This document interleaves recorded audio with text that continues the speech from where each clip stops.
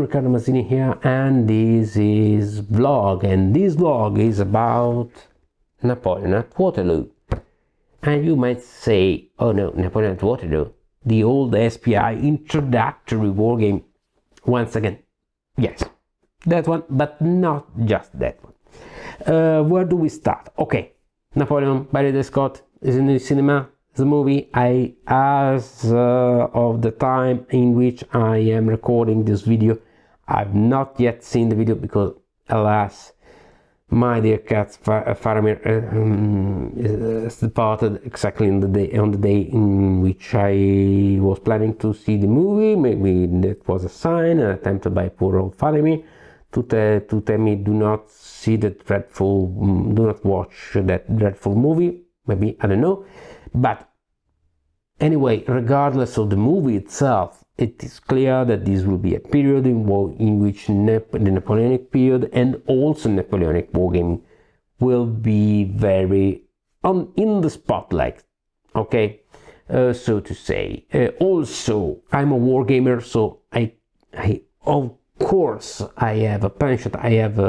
My weak spot is about Napoleonic wargaming. After all, I personally was born on May the 5th, so I cannot be anything but attracted by Napoleon himself. So yes, this game is the quintessential classic war game. It has been designed as such at the very beginning of the 70s by Jim Dunnigan. It was freely distributed by SPI as a free gift to introduce people to wargaming, and by playing this game as published, you learn in just a few minutes, all the basics, the quintessential elements of classic encounter wargaming. That is also control, terrain effects on movement, stacking, force ratios, combat result tables, and blah blah blah blah blah. You just needed the command rules and supply, but after there was everything. Also reinforcement. There were of course Prussian reinforcements were in this game. So it was designed as an introductory wargame by Jim Dunnigan, and it was fantastic in that role.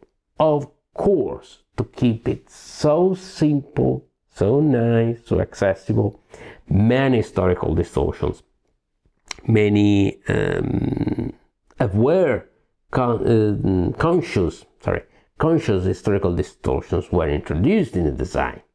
Jim Dunnigan knew that from a historical standpoint, from a historical point of view, this was not at all a perfect wargame, because Dunnigan made this title much more dynamic than the real battle was, much more balanced, much less scripted. He wanted to create a fun, quick wargame with people engaging both if they were French or they were fighting for the Allies, for the Anglo-Dutch and the Prussians. Well, Dunnigan wanted a nice, engaging game coming up to the last die roll, etc. So, and also he kept complexity at real-time low. So much that just after a few years after having published this Napoleon at Waterloo game, he also published, he designed an expansion kit aimed at increasing its historical value at the cost of a greater complexity. And for many, it was not a good balance. This game has been created and had to remain simple, quick, nice, accessible, introductory, and blah blah blah. By complicating it, you lose a bit its focus, its purpose, its real purpose.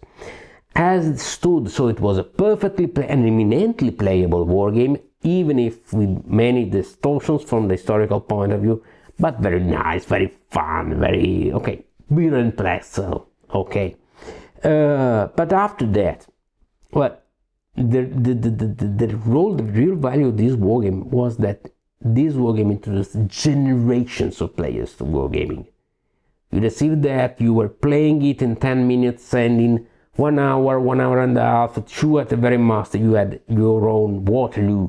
Was one of the greatest battles. The Bondarchuk movie with Christopher Plummer and Rod Steiger was was distributed shortly before this game came out, so it was a really famous battle. Okay, and you were hooked, essentially you were hooked into wargaming. Okay, now you are into wargaming, now you're a wargamer. Let's explore this world with just a few levels of complexity, because once you have learned, you have mastered this game, you have learned essentially 70 to 80% of wargaming itself. Everything else is just layers upon layers of complexity, but the basics are all there. So this is a really high value wargame for the role this wargame has had in the diffusion of wargaming over entire generations. This is just the last edition by Decision Games. But considering that this game has many distortions, of course, this has not been my own personal first wargame. My own personal first wargame has been in the late 80s, Napoleon's Last Battles, because my father was already a wargamer, so introduced me to one step higher complexity wargames. But I played this. It's one of the games in my heart, and I really liked it, always because when I wanted a quick and fun experience, okay, let's put up Napoleon at Waterloo, let's roll some dice. But I wanted to do this video because I wanted to show you something that I have met on Board Game Geek, that is the house rules made for this game by Philip Sabin himself, the author of Simulating Wars. This game, being a free war game, it means that on Board Game Geek you may find countless alternate maps and counter sets, and I made my own counters because I didn't like the original Decision Games counters. Just my aesthetic opinion, of course, but you can essentially, this is a print and play game. You can print and play it and have it in really quick, really easy in your house for absolutely no money. But also on Board Game Geek you have lots of house rules, and I found the house rules by Philip Sabin that choose another approach from Jim Dunnigan himself. Philip Sabin is known in Simulating Wars for his Simulating Wars and all his works at the King's College as a proposer of maximum simplicity in wargames, not just out for market reasons or for abstraction or for banalizing the wargaming experience, but to reach a higher historical value, because once you are not focused on overly complicated rules, you are focused on the situation, of the historical situation of the field, what's happening in the game. And this is the approach he chose for his house rules on this game. They're very easy, they're just not even an entire layer of complexity added to the mix. Half a layer, really, just a couple of modifiers in there, but with a great impact on the game itself. So I wanted to show how you can change a wargame. You can change even a simple wargame as that to your needs and to have great historical value while keeping it incredibly simple, because I think Phil Sabin added 1 page of rules to a 4 pages of rules wargame, so essentially nothing. Okay, just a couple of modifiers around. And I was shocked by how different this experience was from the original wargame, from the original rules set by Jim Dunnigan, and I wanted to show you that because I've not seen videos on this. So this video is not an introduction to Napoleon at Waterloo itself. It is something of a demonstration of how the Sabin variations rules work with this game, and how wargaming can be, even staying simple, incredibly flexible and incredibly capable of reaching high historical value. And I also wanted to show the alternative counters that I created these days. because I'm really proud of this. Okay, another important introduction. Sabin's rules are referred to the old version of the Napoleon Waterloo rule set that you can find on the Decision Games website, not on the new layout of the rules. They are essentially the same. Only the paragraph layout is somewhat changed. And also Sabin consciously does not treat the Grouchy variant with the counters representing Grouchy coming in to play with some Prussians standing all along them, behind them. Okay, this is a design choice. You can experiment because this also shows you how experiments can be made with wargaming. Wargaming is an experimental tool. So after all that, let's see what's changed with the Sabin variation rules. So this video will not teach you to play Napoleon at Waterloo because this is very easy. There are many other videos about that, or if you are into wargaming you already know that, or if you're a total newcomer, you just read those couple rules, pushes and counters around. It is very simple, but to show you one by one how Sabin's rules work and what is their impact also on the historical value of the game, and after that my own personal conclusion. So let's see what's changed on the table.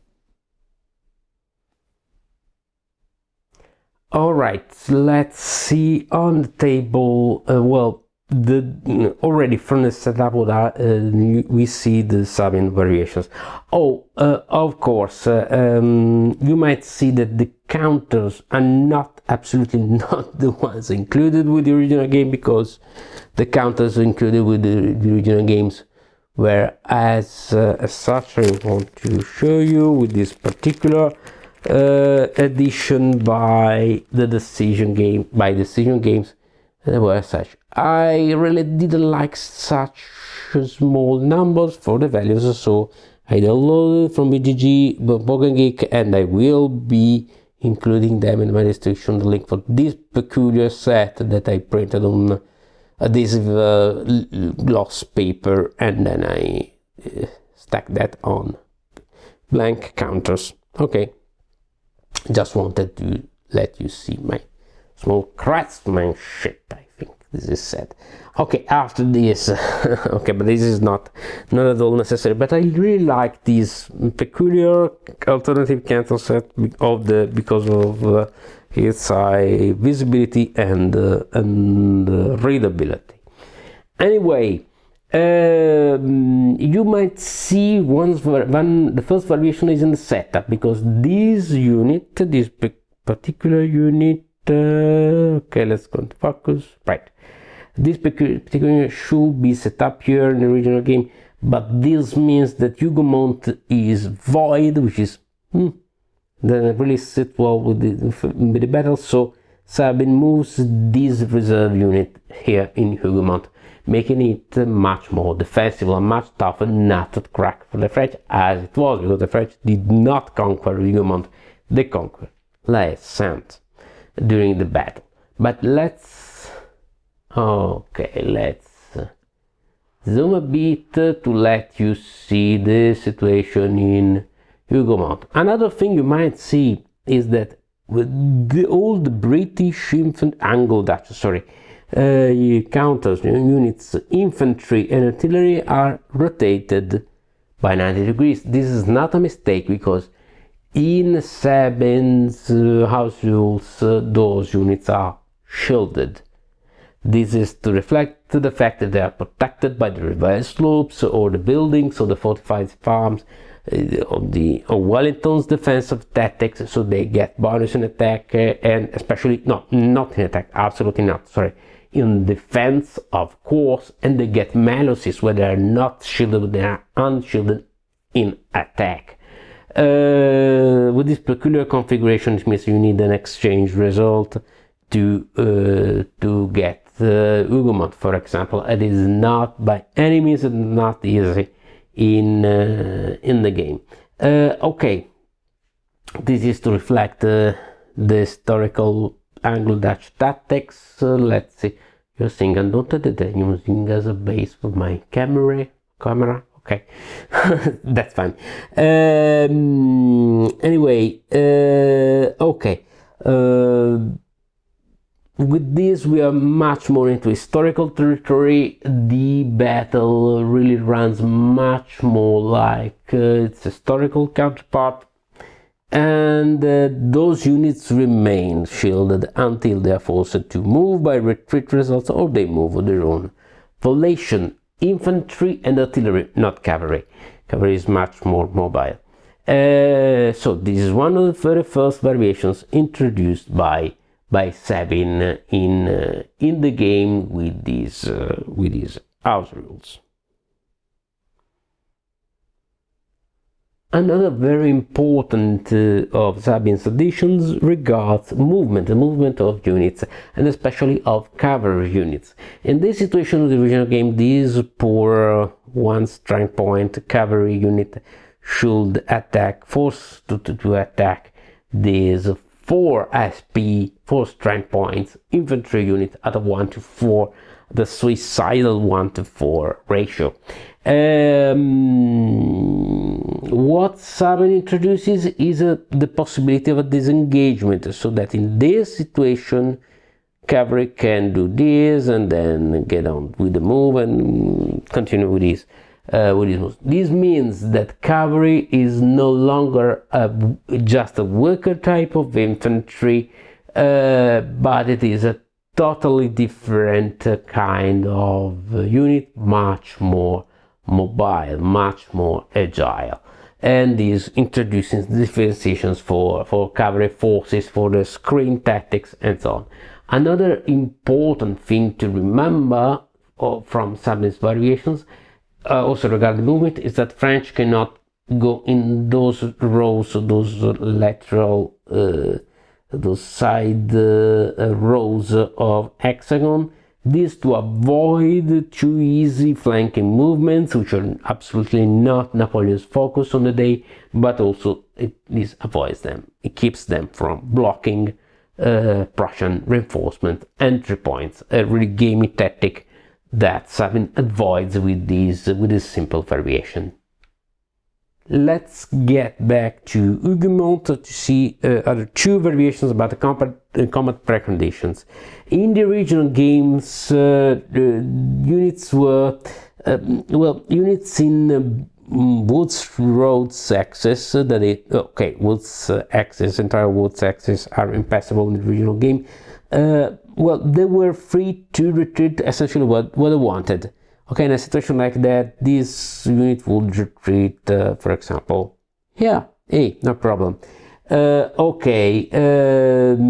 This does not happen with Sabin's use, because what Sabin says that units in wood road axis can retreat only along the roads. In the deck, this means only on this side, but oh no, this is zone of control, so these units cannot retreat, so this unit is eliminated, for example. This really corrects a distortion in the original game. Also, another important distortion, another thing, shielded units are not forced to attack when they are deployed in woods, roads axis, and buildings axis. They are not forced to fight. They can stay down on the defensive. Another nod to do Wellington's defensive tactics, highly capable defensive tactics. After that, another variation, and this changes some strange distortions in the original game, is about artillery units. Artillery units cannot fire from woods, roads axis. They have not the space to deploy the batteries. And also, buildings, when they're bombarding from 2 axes away, buildings block the line of sight. The original game, they could shoot through buildings, which was not absolutely impossible. And these simple variations corrects this distortion. the area in which Sabin's variations are much deeper and much more influential, of course, is combat resolution. In combat resolution, Sabin introduces many variations. Shielded units, that is this kind of units that you see here, for example, well, when they're in buildings or in woods roads axis, they have a cap to the maximum ratio against them. In buildings it's 3:1, and in wood roads is 4:1. All attacks against those shielded units are a +1 malus. In this game, you have to roll low to get good results. When you are attacking a shielded unit, you have a +1 malus. But when those units are unshielded, as these infantry here, Anglo-Dutch infantry, not Prussian infantry that attack normally, well, Anglo-Dutch units, unshielded units, they attack with a malus of +1, because this is the different Anglo-Dutch attitude for the battle. Also, if all this very peculiar rule, if all defenders are cavalry and no attacker are cavalry, if no defender will be eliminated because retreat is impossible, or all the units in attacking units are artillery that bombards at the distance. Essentially, when the defender is just cavalry, okay, what happens is that every exchange result, for example, this is a 7-2, this is a 3-1, every exchange result can be transformed by the defender in just a defender retreat, because this is a disengagement, no problems. But also, and this is the most important variation, I really like that variation, and Sabin uses this variation for all his X and counter games, and it's very interesting. Whenever a defender vacates an hexagon because of the combat result, let's say that this one, this is attacked by those two units and has to retreat, this hexagon is vacated. By the classic wargaming rules, only one attacking unit can advance. Sabin says no, all the attacking units can advance on adjacent axis that are adjacent both to the attackers and the defending units. This means that the entire front, you see, the entire front is much more dynamic. The entire front shifts, and this also reduces a strange defensive chessboard structures that they're not very realistic. Very interesting use also the fact that also the defender that makes the attacker retreat can advance in this way. So this gives really back and forth movement that is very Napoleonic actually. Of course, great Anglo-Dutch cavalry has to advance forcibly in the vacated axis, and also on one of the adjacent axis, both to the attacker and defender, to reflect Anglo-Dutch problems in command problems. Very interesting. Also, artillery units, bombarding units can never retreat, because artillery is already so mobile in this game, maybe a bit too mobile in this game, because artillery can move and fire in the same 1 hour, 1.5 hours turn. So this really reduces some historical mobility for artillery. Sabin introduces us a binning mechanism of Prussian reinforcements, because it says, okay, all the Prussian reinforcements arrive on turn 3, no problem, but you have a bidding system to see whoever bids to have, okay, now I'm fixing this camera, okay, whoever has a better bidding will have a command of, in delaying the Prussian units, the reinforcement to turn 4, has the command of allied forces. This is a classic self-balancing mechanism. Of course, this could not be avoided.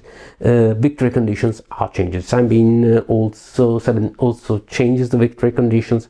There is no more exit of French units here towards Bruxelles, leaving all the other pieces of the army around. No, it doesn't work that way. You have to fight here. There is no exit here. And this is a purely attritional battle. a victory. How does it come? Whoever makes 40 demoralization points. You make demoralization points, of course, by eliminating enemy units. Every strength point of units is 1 point towards the limit of 40, and of course, the Guard Grenadiers, they are worth not 7 but 14 demoralization points. Of course, it's the old guard, but also terrain elements are much more important. Lycent and Hugomont are each worth 6 points for the French, but the French has to keep a unit there by the end of the game, not just being passed there and leaving a small flag. No, he has to occupy them, and each of these is worth 6 points. Plansen-wise was 6 points for the allied player, for the Anglo-Dutch and the Prussian. If both of the armies reach the limit of 40 points together in an exchange, or by the end of turn 7 they have not reached 40 points, the game is a draw. And also what this means is that the game ends here at turn 7, not at turn 10, because Sabin says, in my experience, all the turns do not represent 1 hour but 1 hour and a half. It is more realistic. Those changes makes a much more tense game, and really changes the nature of the game. This is an historical design choice, very interesting and highly consequential. Alright, here are my conclusions for this game, for the rules, tweaks and variations by Philip Sabin on Napoleon at Waterloo. And here is the original file. So what do I think about that? Well, first of all, this is the demonstration of even simpler war games, especially when tweaked by expert historians and wargame experts like Philip Sabin. Well, can have and have a great historical value. Sometimes I won't say higher than more complex games, but at least comparable. They are different things. They are different experience, but in some ways their historical value is greater because you are more focused on the situation rather than on the rules, and this is especially true here with these variations. Second thing is that this shows that wargames, even lighter wargames, and especially in general wargaming, can be and should be a hobby for everyone, with very accessible games that already have a high historical value. They're very flexible, they can be modified, you can introduce house rules and optional rules and additional rules and etc., and really customize them to your experience, and they're a very good sandbox. Now, to get inside the rules, the shielded formations, the shielded units are crucial in showing the different tactical attitudes by Anglo-Dutch forces, and also to give character to this battle with these element of the shielded units. Well, this really feels like Waterloo. It's not just a generic battle, generic Napoleonic battle. This is Waterloo, this is Wellington with the reverse loop and the Hugomont, the leads, and blah blah blah. Also, the rules about cavalry, disengaging and moving around, well, they really make cavalry a force on their own, and so a very interesting and different force, showing the tactical role of cavalry's tactical role, but all with a really, I would say, not even a full layer of additional complexity, half a layer of additional complexity. Really, this is really a fun, quick game, even with those variations. Also, the victory conditions are very good at really at giving you a good telling of the battle. And and I really like the advanced rules. Okay, the collective of the mass advanced rules, and I really understand why Sabin introduces them and uses them also for other wargame, tactical wargames, to really mobilize things and really give you the idea of an entire front moving ahead after a single breakpoint. Very interesting. Other rules even there, you know, the buildings and etc. were very fun. I'm not a big fan of the bidding systems, also because you can play this game possibly 2 times in the both sides in the same gaming session, or in 2 gaming sessions at the very most. But after all this, in general, this game with Sabin's variations is still a very fun, quick game, perfect even for your first experience, or maybe if it is your very first experience with wargaming, you might try the basic game, the basic Napoleon at Waterloo game, and after a couple of plays that introduce Sabin's variations, you just have to note them a bit, where do they impact on which rule, but it's not a real problem, and really gives you a balanced, a different game, because, well, it is not artificially dynamic, so to say, as the original, because the original Danigan wanted to keep the game moving, so introduce some small distortions here or there, some clever distortions and conscious distortions to get the game moving, to make it fast and furious. But it was an introductory game. With Sabin's variation, it is a really nice war game in which the complexity is not higher. What is higher is the not rules complexity is higher, strategic complexity is higher, because the French has a tougher time in breaking English forces, but the Anglo-Dutch forces, but the Allied player has to make a better organization of the Prussian attack, avoid it to be too concentrated, too dispersed, and really read the tactical situation. So it is harder for both players to play it right, which is fine, because also with this short time for gaming time, this game really lends itself to repeated plays, and you can try different tactics, and there's a high replayability. You will love this game. In short, you will love this game. And loving this game and having an incredibly good time, so much fun. You will learn the basics of wargaming, or you will appreciate the basics of wargaming if you are an expert wargamer.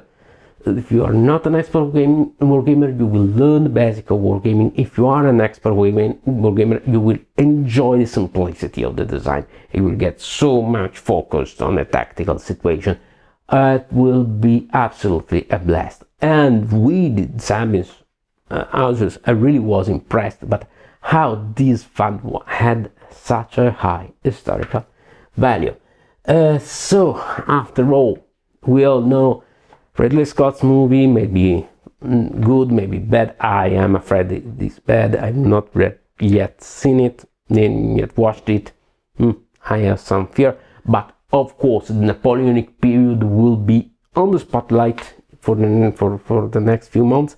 And these games, well, the historical value of this game, even I have doubts about the historical value of Ridley Scott's movie, but I have no doubt about the historical value of such a simple and nice wargame, especially after Sabin's variation. Really, I encourage you to try it. It is free. You can create that in print play, or with the Decision Games edition, or the old SPI edition. Decision Games edition is not mad. I really don't like the counters, so I remade them, but this is my personal taste. The original counters are perfectly fine. So a great game, really, to introduce someone or to the hobby, or to rediscover its simpler side. Now, if only Decision Games re-edited the old Napoleon at War quad game with such a system, with Jena, Marengo, Wagram and Leipzig, I would be more than delighted.